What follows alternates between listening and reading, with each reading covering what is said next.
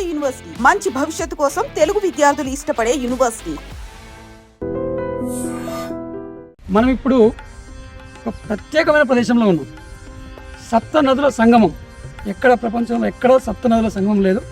అది మన యొక్క తెలుగు రాష్ట్రాలైనటువంటి ఆంధ్ర, తెలంగాణ రెండు రాష్ట్రాల మధ్య సరిహద్దులో.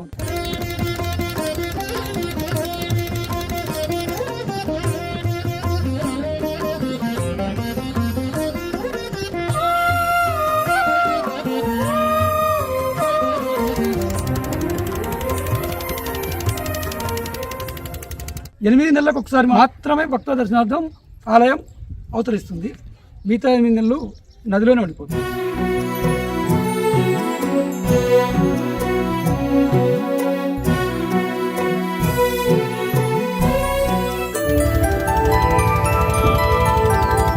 ధర్మరాజు వేప చెట్టు వృక్షంతో శివలింగాన్ని ప్రతిష్ఠించిండు. 1000 సంవత్సరాల నుంచి నీళ్ళల్లో మునుగుతూ కొద్ది రోజులు భక్తులకు దర్శనమిస్తూ 1000 సంవత్సరాలు గడిచినప్పటికీ చెక్కు చెదరకుండా అలాగే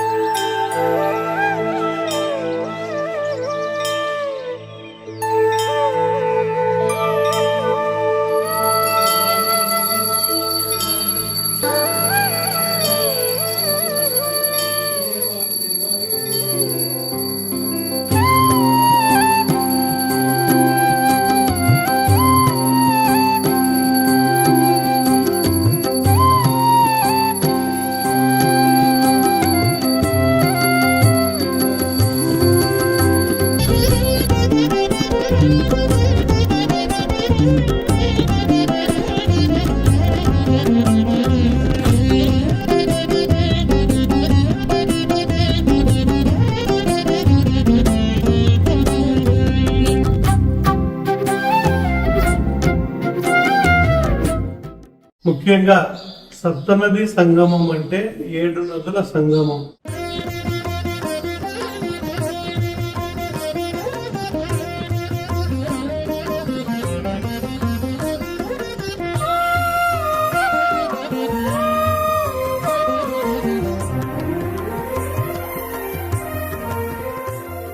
టెంపుల్ దేవస్థానం కూడా ఓపెన్ అయ్యి మేము అందరం చూసినందుకు మా అందరికీ జీవితం ధన్యమైందని మేము భావిస్తున్నాము.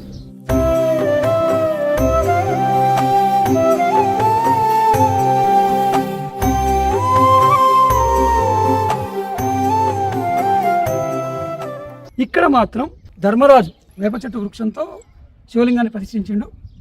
1000 సంవత్సరాల నుంచి నీళ్ళల్లో మునుగుతూ కొద్ది రోజులు భక్తులకు దర్శనమిస్తూ 1000 సంవత్సరాలు గడిచినప్పటికీ చెక్కు చెదరకుండా అలాగే ప్రతిష్ఠించడం ఎలా ఉందో అలాగే ఉండి భక్తులకు దర్శనమిస్తుంది. మనం ఇప్పుడు అత్యంత పవిత్ర ప్రదేశంలో ఉన్నాం. కృష్ణానది గర్భంలో పరమశివుని చెంతన ఉన్నాం. పూజలు చేసే పూజారి గారు వారిని అడిగి స్వామి యొక్క విశేషాలు ఏంటి, ఆలయం యొక్క ప్రత్యేకత ఏంటి, అన్ని వివరాలు తెలుసుకునే ప్రయత్నం చేద్దాం. నమస్తే అండి. నా పేరు తెలకపల్లి రఘురామ శర్మ. సప్తనది సంగమ క్షేత్ర పురోహితులు, సప్తనది సంగమేశ్వర స్వామి ఆలయ ప్రధాన అర్చకులు. ముఖ్యంగా సప్తనది సంగమం అంటే 7 నదుల సంగమం. కృష్ణావేణి, మలాపహారిణి, భీమరతి, ఈ 4 నదులు ఆల్మట్టి డ్యామ్ పైన మహాబలేశ్వరం దగ్గర నుంచి ప్రారంభమై పండరీపురం దగ్గర కొన్ని నదులు ప్రారంభమై 4 నదులు ఆల్మట్టి డ్యామ్, నారాయణపూర్, జూరాల, బీచ్పల్లి మీదుగా సంగమేశ్వరం చేరుకుంటాయి.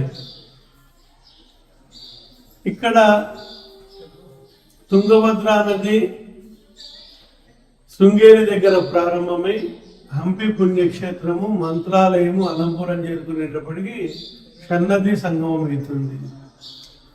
భవనాశిని నది అహోబిళంలో పుట్టి అది తూర్పున పుట్టి పడమరగా ప్రవహిస్తూ సంగమేశ్వరంలో తూర్పు నుంచి పడమరగా ప్రవహిస్తూ ఇక్కడ కలవడంతో సప్తనదుల సంగమం అయింది. సప్తనది సంగమం అనేది భారతదేశంలో ఎక్కడా లేదు.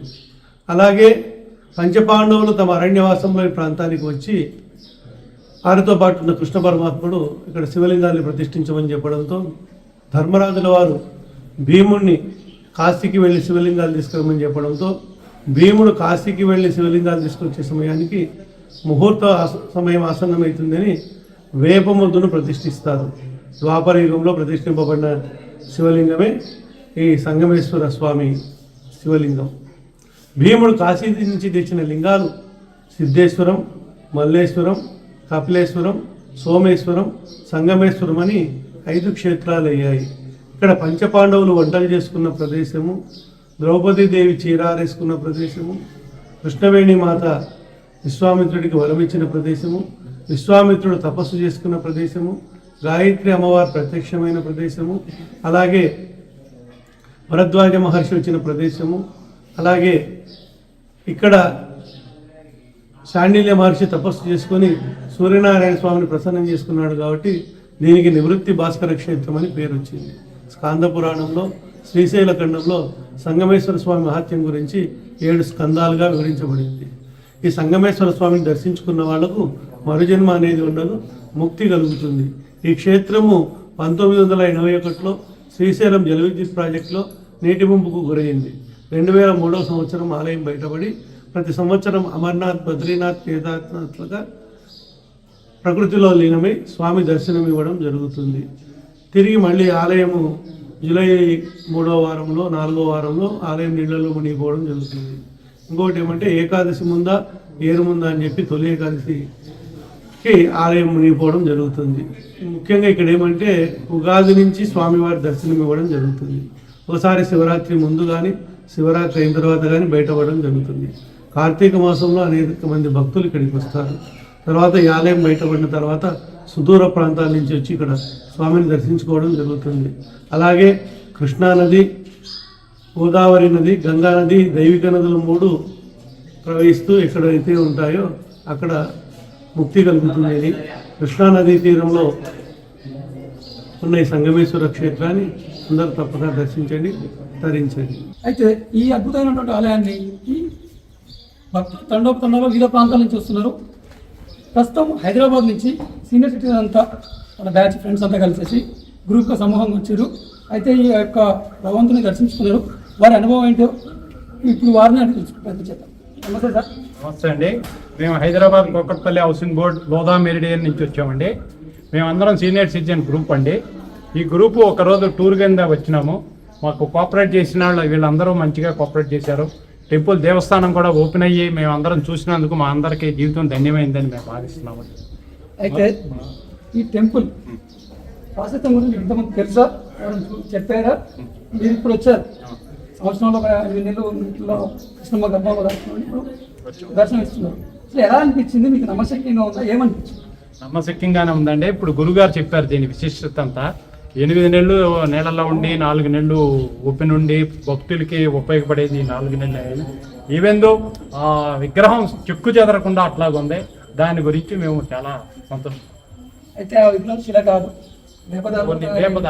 అయితే ఇన్ని వేల సంవత్సరాల నుంచి కదా, అసలు ఏమనిపిస్తుంది? అది దేవుడి మహత్యమా ఏమిటా అనేది నేను సైంటిఫిక్గా టెక్నికల్గా నేను చెప్పలేనండి. పౌరాణికంగా చూసుకుంటే తప్పనిసరిగా దీన్ని మనం నమ్మాలి. ఎందుకంటే ఎప్పటి నుంచో ఉన్నటువంటి దేవదారైనా 100 సంవత్సరాలు ఉన్నటువంటి చరిత్ర ఉంది, ఏ టైప్కైనా ఏదైనా. అదేవిధంగా ఇది కూడా ఆ రోజుల్లో మంచిది తీసుకొచ్చి చేసుకుంటారు కాబట్టి తప్పనిసరిగా ఉంటుందని మేము నమ్ముతున్నాము.